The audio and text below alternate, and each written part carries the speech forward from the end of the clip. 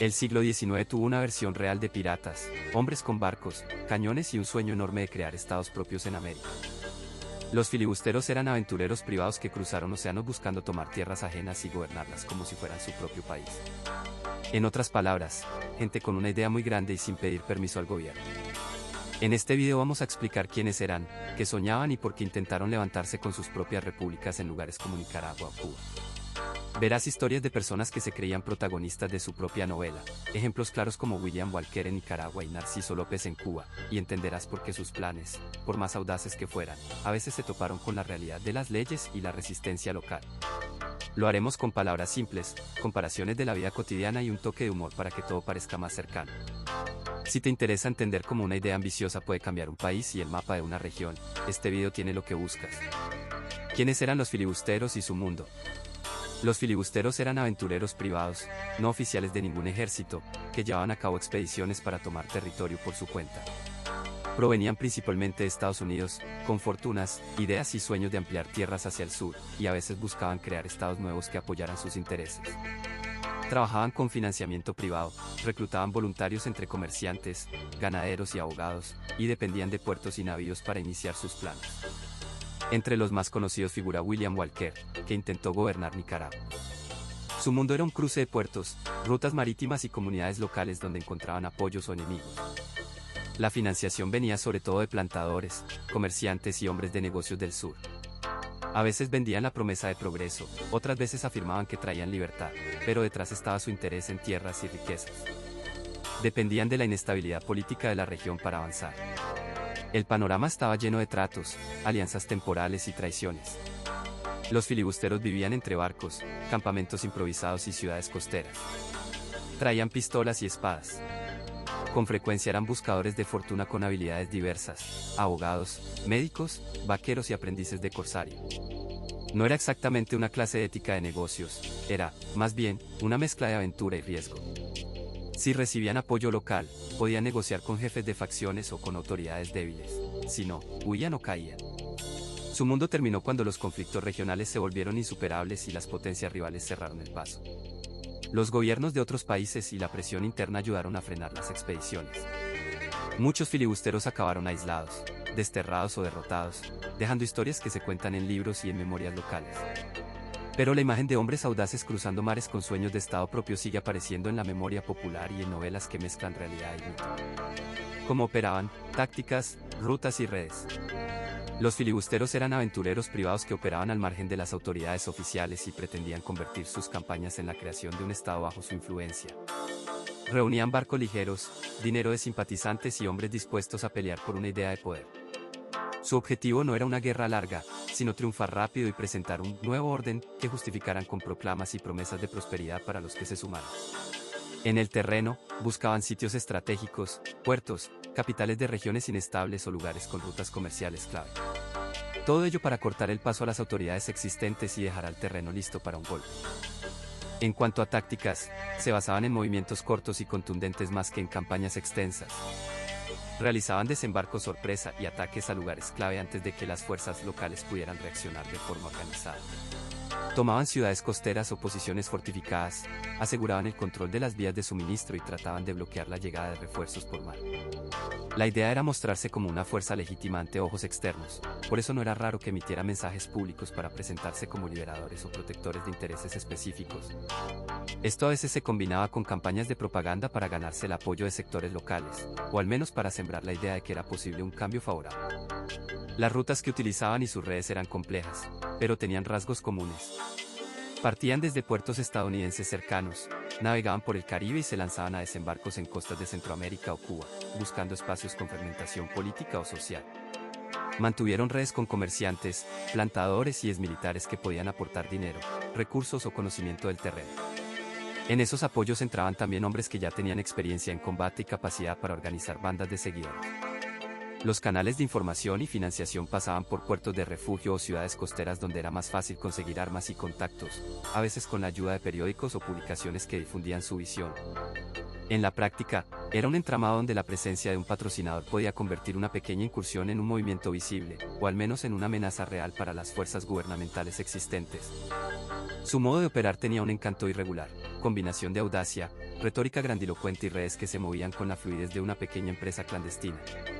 A veces dependían de apoyo locales o de alianzas temporales para sostenerse, y otras veces esa misma dependencia les fallaba cuando la realidad sobre el terreno mostraba obstáculos inesperados. En lo cotidiano, era parecido a un intento de montar una startup en la que el equipo cree en la visión, pero la logística y la realidad del terreno terminan marcando el ritmo de la ejecución. Humor aparte, lo cierto es que su operación giraba en torno a la rapidez, la capacidad de crear un núcleo de poder provisional y la creencia de que un nuevo Estado podría nacer de una acción bien coordinada y suficientemente convincente. Motivaciones e intereses, dinero, poder y expansión. Los filibusteros eran aventureros privados que operaban al margen de las instituciones oficiales, buscando convertir la inestabilidad regional en una oportunidad para ganancia y prestigio. Muchos veían una jugosa combinación de negocio y ambición personal, como si el mapa fuera un tablero de juego en el que se podían comprar tierras y favores con el propio coraje. Su razonamiento incluía una idea clara: si una región quedaba débil, alguien podía sacar provecho. Apelaban a la promesa de libertad o de orden, pero el incentivo real era más práctico que romántico. En la práctica, lo que buscaban no era solo batallas, sino un proyecto que sirviera para acumular riquezas y construir una base de poder. En el plano económico, el dinero era la llave. Había inversionistas privados, comerciantes y propietarios de plantaciones dispuestos a financiar expediciones a cambio de tierras, rutas comerciales o condiciones favorables para sus negocios. Se trataba de crear un estado o un protectorado que facilitara el comercio, facilitara la exportación de productos y redujera costos para aquellos que ya tenían intereses en la región. El atractivo era simple: si se lograba controlar un puerto o una ruta, se abrían puertas a beneficios importantes. A mediados del siglo XIX, estas operaciones se presentaban como oportunidades casi empresariales, con presupuestos y promesas de retorno para quienes apostaban por ellas. El deseo de poder también movía a muchos filibusteros. No era solo sumar kilómetros de tierra, era la idea de gobernar, nombrar autoridades y diseñar una versión de orden que les diera ascendencia y fama. Había una tentación de ser vistos como fundadores de nuevos estados o como protectores extraordinarios de intereses particulares. Se buscaba credibilidad política, cumplir papeles de liderazgo y, en ciertos casos, imponer una visión de gobierno que reflejara sus propias ideas. Suelen aparecer relatos de familias que sueñan con títulos, de caudillos que quieren sentarse en el sillón del poder y de proyectos personales que iban más allá de la mochila de campaña. La expansión era el motor detrás de gran parte de la acción. Apuntaban a extender la influencia de Estados Unidos, a asegurar posiciones estratégicas y a evitar que otros actores tomaran la delantera en zonas cercanas. La lógica era clara: si lograban un estado vecindante fiable, el comercio, la seguridad y la proyección de poder se volvían más sencillos. Además, existía un deseo de moldear el entorno regional a favor de ciertos intereses industriales y agrícolas. En la práctica, la expansión también tenía un componente de demostración: mostrar que un país podía proyectar su poder más allá de sus fronteras y que la capacidad de maniobra llegaba hasta donde alguien estaba dispuesto a pagar por ello. Al final, estas motivaciones convivían, se reforzaban entre sí, a veces, chocaban con la realidad de la región, dejando lecciones claras sobre los costos humanos y políticos de intentar convertir sueños de grandeza en realidades políticas. Las campañas emblemáticas: Nicaragua y Cuba. Los filibusteros eran mercenarios privados que operaban con fines políticos, buscaban derrocar gobiernos, abrir mercados para sus intereses y, a veces, crear nuevos estados bajo influencia de Estados Unidos. En las campañas emblemáticas de Nicaragua y Cuba se combinó aventura, ambición y conflicto regional. Los protagonistas levantaron fuerzas pequeñas, prometieron prosperidad o libertad, y zarparon desde puertos cálidos hacia costas lejanas. A veces parecía una película de aventuras, pero las historias reales traían tensiones, pérdidas y decisiones que afectaban a comunidades enteras. En Nicaragua, William Walker llegó con un puñado de soldados y tomó ciudades importantes, luego se autoproclamó jefe de Estado. Ocupó León y Granada, trató de imponer un régimen que favoreciera sus ideas y su modelo económico, y trató de darle un giro drástico a la vida de las personas que vivían allí. Su campaña mostró lo peligroso que puede ser convertir una lucha externa en una ocupación de corto plazo para obtener poder. La respuesta no tardó: una coalición de países centroamericanos, con apoyo de potencias vecinas, se unió para expulsarlo. Walker fue derrotado y, finalmente, perdió la vida fuera de Nicaragua. En la región se habló de ello como una advertencia: no basta con cambiar el liderazgo, hay que ganarse el apoyo de la gente y de las fronteras. Si alguien ha visto a un grupo de amigos intentar organizar una salida de fin de semana y terminar discutiendo hasta que todo se cancela, sabe a qué tipo de desencanto nos referimos. En Cuba, Narciso López lideró varias expediciones filibusteras con la aspiración de liberar la isla o anexarla a Estados Unidos. Las campañas llegaron a costas cubanas con barcos y tropas pequeñas, pero las defensas locales eran fuertes y la logística, complicada. López murió durante una de las incursiones, y las demás campañas terminaron en retirada. A nivel regional, estas acciones alimentaron resentimientos entre España, los Estados Unidos y las potencias vecinas, y sirvieron de pretexto para reforzar la presencia militar española en la isla y para endurecer las políticas antifilibusteras en la región. En la vida cotidiana, las poblaciones costeras vivían con miedo a ataques nocturnos, a saqueos y a la llegada de expediciones que parecían prometer soluciones que nunca llegaban. Era común escuchar a gente decir que preferiría un mercado estable a un barco que prometía cambios y traía apenas ruido de cañones. Las campañas en Nicaragua y Cuba muestran un patrón claro. Las promesas de crear estados nuevos a partir de invasiones son atractivas para la imaginación, pero difíciles de sostener en la realidad. Las poblaciones locales, el desgaste logístico y la oposición internacional convierten esos intentos en capítulos breves de historia que dejan lecciones sobre soberanía y consentimiento popular. Al final, lo práctico pesa más que la grandilocuencia. Las comunidades quieren seguridad, trabajo y la posibilidad de decidir su propio camino sin interferencias externas. Consecuencias y respuestas políticas. Las consecuencias de estas expediciones privadas afectaron seriamente a los gobiernos y a las sociedades de los países destino. Generaron inestabilidad política porque las tropas foráneas y los líderes improvisados desafiaban las autoridades existentes. Las economías locales sufrieron por enfrentamientos, saqueos y la interrupción del comercio. En Nicaragua, la presencia de filibusteros y la lucha entre facciones demostraron que intentar imponer un nuevo estado podía convertirse en un conflicto sangriento y costoso. Estos eventos dejaron a la región con cicatrices de desconfianza y heridas que tardaron años en sanar. Además, la percepción de que Estados Unidos promovía un expansionismo violento dejó huellas duraderas.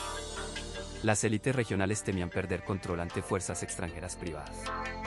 Surgieron movimientos para defender la soberanía ante futuras intrusiones. La opinión pública en la región se volvió más consciente de la intervención extranjera, lo que alimentó identidades nacionales más fuertes. La economía se vio afectada. El comercio sufrió por la inestabilidad. Frente a estos hechos, las respuestas políticas fueron variadas. En Washington hubo condenas públicas y debates sobre la legalidad de las expediciones privadas. A veces se defendió un enfoque más firme, a veces se prefería dejar pasar para no empeorar las tensiones con la región. En la práctica, muchos gobiernos optaron por fortalecer tratados que restringían la intervención privada y por apoyar a los gobiernos existentes a través de ayuda diplomática o militar puntual. El periodo impulsó discusiones sobre la doctrina Monroe y el papel de Estados Unidos en la defensa de sus vecinos, y llevó a acuerdos como el Clayton-Bulwer para evitar que una potencia domine toda Centroamérica. Todo esto mostró que la política exterior buscaba impedir que surgieran estados filibusteros sin un consentimiento claro de las autoridades reconocidas. En el plano regional, la experiencia dejó lecciones. La soberanía de cada nación no se negocia con expediciones paramilitares. La estabilidad depende de instituciones fuertes y de respuestas coordinadas. En el mundo práctico, eso se tradujo en alianzas regionales y en una mayor cautela de los gobiernos frente a movimientos que prometen cambios rápidos. A nivel estadounidense, el episodio alimentó una conversación sobre límites a la acción privada y sobre la necesidad de procesos legales para evitar conflictos internacionales. Con un toque de humor, se podría decir que nadie quiere que otro vecino se declare dueño del patio. Al final, lo que funciona es un marco de respeto mutuo y una diplomacia que pueda sostenerse frente a aventureros sin casco. Legado histórico y debates modernos. En el siglo XIX, un grupo de aventureros estadounidenses, conocidos como filibusteros, buscó derrocar gobiernos en Centroamérica para crear estados afines a sus intereses. El caso más citado es el de Walker, quien intentó instalar un gobierno favorable al expansionismo privado y controlar rutas estratégicas. Operaban con recursos propios y apoyo político, reclutaban voluntarios, adquirían barcos y negociaban con actores locales para abrir caminos que les pareciera conveniente. Sus motivaciones combinaban ideas de destino manifiesto, interés comercial y la curiosa mezcla entre aventura personal y misión civilizadora.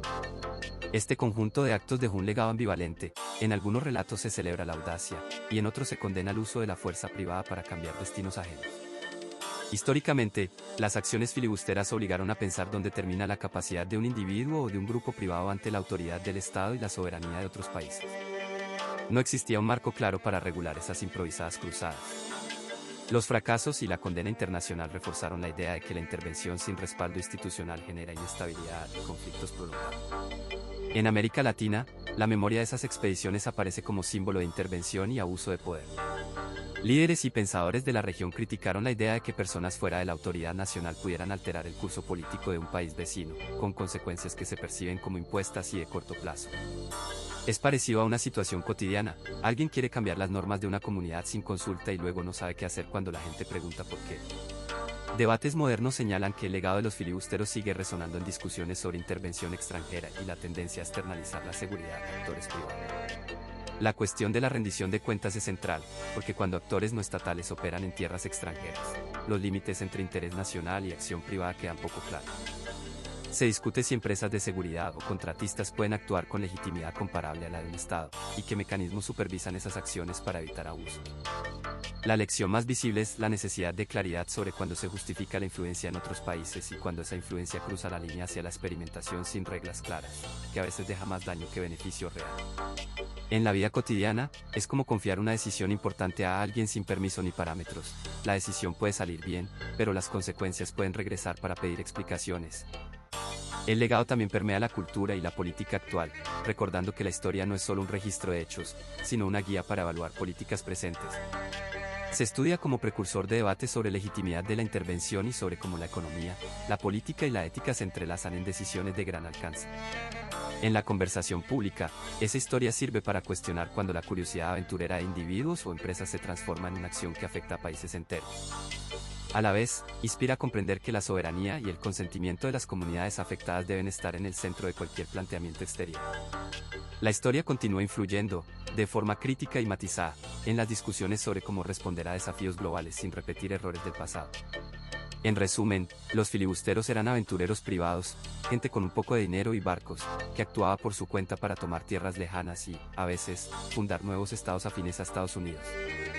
No eran tropas de un país, sino individuos que financiaban la expedición buscando gloria, riqueza o simplemente la idea de hacer nuestro propio país. Sus casos más conocidos anduvieron entre Nicaragua con William Walker y Cuba con Narciso López, u otros soñando con imponer su versión de la historia en distintas tierras. Estas acciones provocaron conflictos, peleas diplomáticas y cambios en la cooperación entre naciones vecinas. Si alguna vez te preguntas qué pasa cuando alguien intenta hacer algo grande sin pedir permiso, esto ayuda a entenderlo. Sueños ambiciosos chocan con la realidad, las leyes y las reacciones de países enteros. No siempre salió bien, y a veces terminó como una historia cómica de, quería ser dueño de todo y terminó aprendiendo a pedir permiso, solo que con cañones de por medio. Gracias por ver. Si te gustó, dale like y suscríbete para más historias de giros inesperados de la historia. En próximos videos voy a profundizar en la vida de Walker y en cómo estas ideas se enfrentaron a la diplomacia y a las leyes internacionales, además de conocer a otros filibusteros menos conocidos y que dejaron en las fronteras de hoy. ¿Qué te interesa más, Nicaragua, Cuba o algún otro país de la época? Cuéntamelo en los comentarios.